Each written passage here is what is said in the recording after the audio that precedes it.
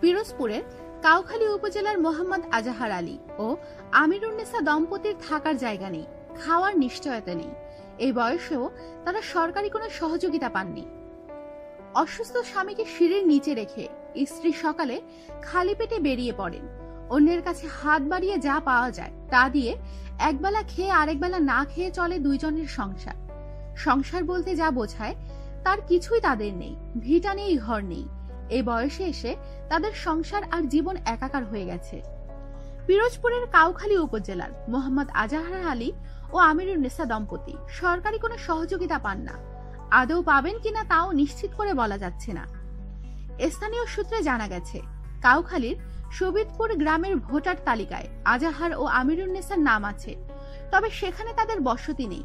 কখনো অন্যের ঘরের বারান্দায়, কখনো রাস্তার পাশে তারা রাত কাটান। দিনে মানুষের কাছে হাত পেতে অন্যের সংস্থান চলে।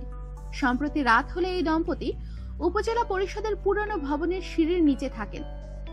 জাতীয় পরিচয়পত্র অনুযায়ী আজাহারের জন্ম তারিখ 10 ডিসেম্বর 1923। এক ছেলে দুলাল শিকদার আলাদা হয়ে অন্যত্র বসবাস করছেন। সে মা বাবার খোঁজ নেন না। এক মেয়ে মাহফুজা বেগম বিয়ে করে স্বামীর সংসারে, ফলে বৃদ্ধ এই দম্পতিকে দেখার মতো কেউ নেই।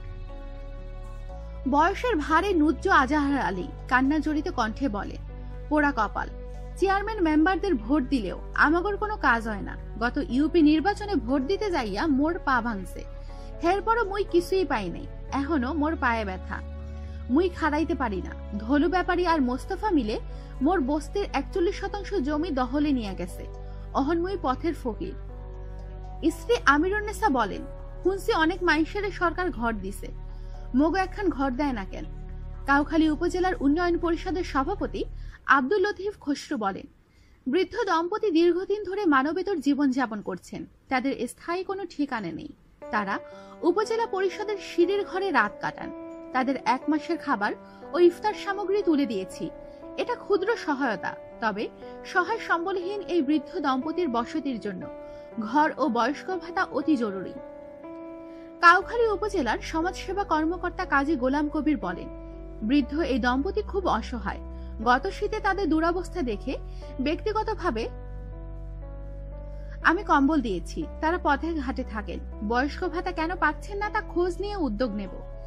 চিরাপাড়া পাস্তুরিয়া ইউপি চেয়ারম্যান মাহমুদ খান খোকন বলেন, বিষয়টি আমার জানা নেই, তারা কেউ আমার কাছে আসেনি। আমি খোঁজ নিয়ে দেখব। জুন জুলাইয়ে তাদের বয়স্ক ভাতার তালিকাভুক্তির ব্যবস্থা নেব। কাউখালী উপজেলা পরিষদের চেয়ারম্যান এস.এম. আহসান কবির বলেন, এই দম্পতিকে চরের আবাসনে আশ্রয়ের ব্যবস্থা করতে চেয়েছিলাম, কিন্তু সেখানে আশ্রয় দিলে বয়সী 2 মানুষ খাদ্য সংকটে পড়তে পারেন। মানবিক কারণে আপাতত তারা উপজেলা পরিষদের পুরনো ভবনের সিঁড়ির ঘরে আছেন। বসতি ও বয়স্ক ভাতার জন্য উদ্যোগ নেব। আমাদের সাথেই থাকুন, সাবস্ক্রাইব করুন।